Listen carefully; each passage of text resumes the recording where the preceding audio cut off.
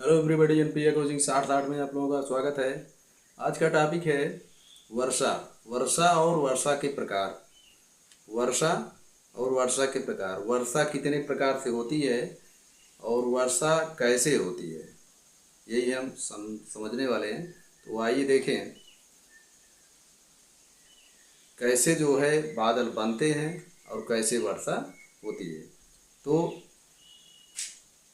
सबसे पहले ये चीज़ें जान लें कि वर्षा जो है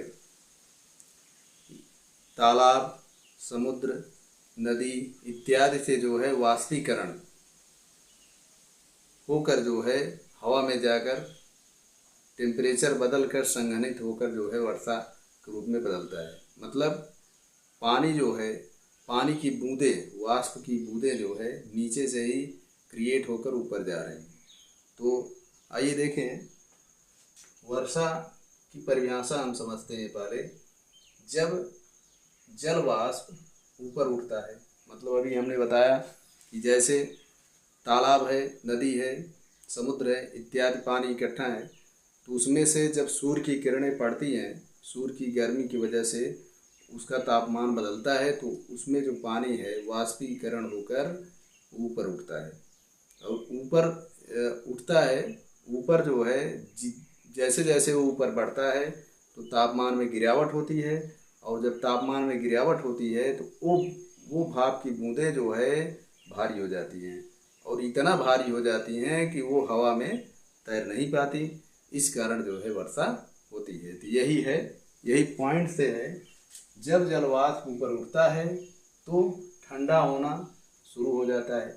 मतलब जैसे जैसे जलवाष्प ऊपर उठता है थोड़ी दूरी पर जाकर जो है, मतलब जब जितना हम ऊपर पृथ्वी से, धरातल से ऊपर उठेंगे तापमान में गिरावट होगी। मतलब जो यहाँ गर्मी है धीरे धीरे धीरे धीरे वो ठंडा जो है होता चला जाएगा, तो तापमान में गिरावट होती है और वो जो है ठंडा होना शुरू हो जाता है। जलवाष्प संघनित होकर ठंडा होकर जल की बूंदों में बनना शुरू हो जाता है।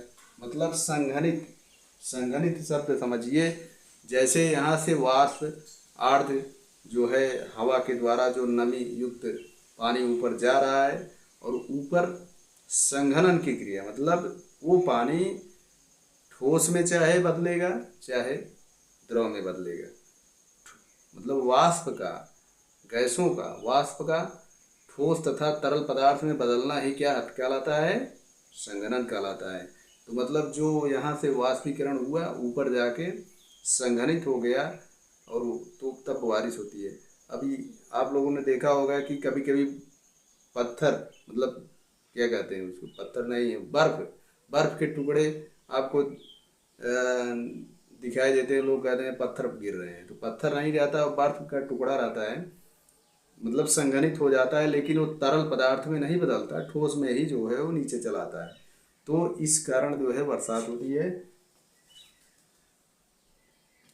तो जलवाष्प संघनित होकर बूंदे बनने लगते हैं। जब जल की ये बूंदें इतनी भारी हो जाती हैं कि वो वायु में तैर न सके, तब वर्षण का रूप में जो है नीचे आती है। मैं अभी चर्चा की है, जब वो संघनित होकर तरल अवस्था ठोस अवस्था में बदलती है तो और भारी हो जाती है तो नीचे आ जाती है, तो हमको जो है बरसात का जो है अनुभव होता है।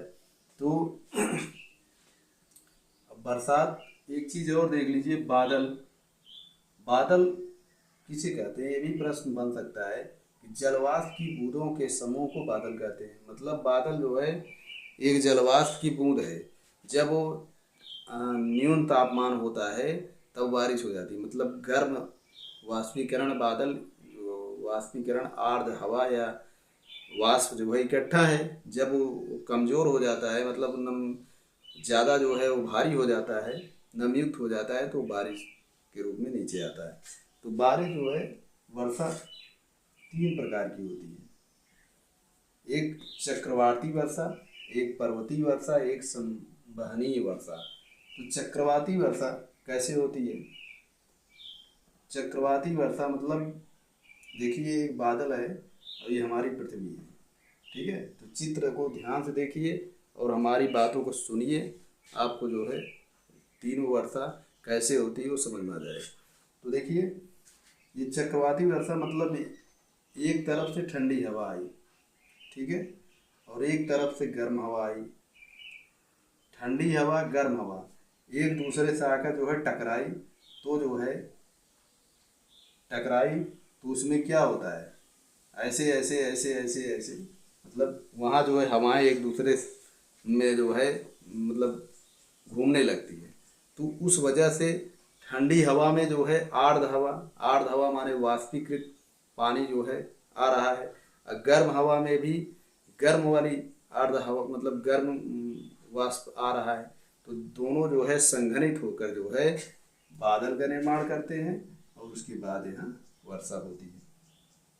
पर्वतीय वर्षा क्या है? पर्वतीय वर्षा बादल जब वाष्प जो है धीरे धीरे उठती है और किसी पर्वत से जो है टकरा जाती है, किसी पर्वत से टकरा जाती है, और टकरा के जो है वो नमयुक्त आर्द्र हवा बादल का रूप लेकर बारिश होती है।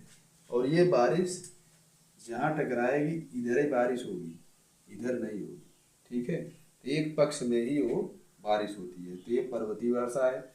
और संवहनीय वर्षा, संवहनीय वर्षा मतलब जब गर्म हवा,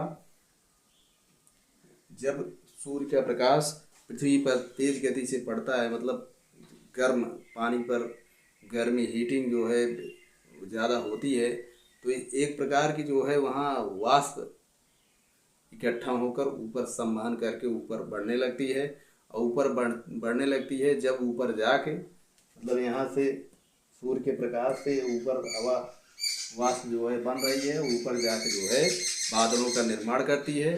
और बादलों का निर्माण करने के बाद मतलब जब ऊपर जाएगी तो ऊपर जो है तापमान में गिरावट की वजह से वो मतलब भारी होकर बादल का निर्माण करके वर्षा होती है। तो मतलब ये 3 प्रकार की वर्षाएं हैं कि पूछा जाता है कि वर्षा तथा वर्षा की परिभाषा। तो ये इसको एक बार में ना समझ में आए तो दोबारा आप चला के इसको देख सकते हैं, समझ सकते हैं, ठीक है। तो हमारे चैनल पर नए हैं, जो छात्र हमारे चैनल पर नए हैं तो सब्सक्राइब कर लीजिए और दूसरे छात्रों को शेयर करिए।